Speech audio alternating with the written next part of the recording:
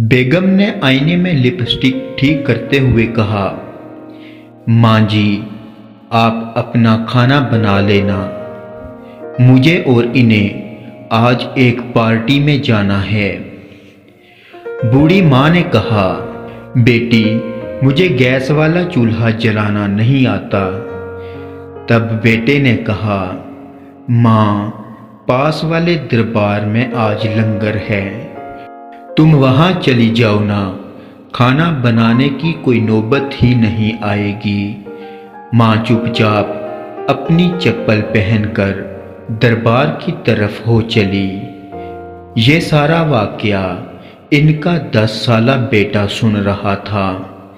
रास्ते में उसने अपने पापा से कहा, पापा, मैं जब बहुत बड़ा आदमी बन जाऊंगा तो तब मैं भी अपना घर किसी दरबार के पास ही बनाऊंगा।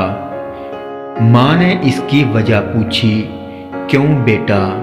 तो इस बच्चे ने जो जवाब दिया उसे सुनकर उसके माँ बाप का सर शर्म से नीचे झुक गया।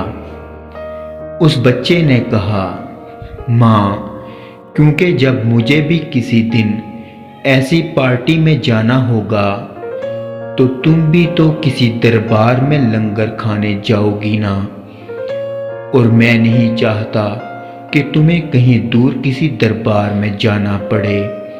ना अपनों से खुलता है ना गैरों से खुलता है, ये जन्नत का दरवाज़ा माँ के पैरों से खुलता है।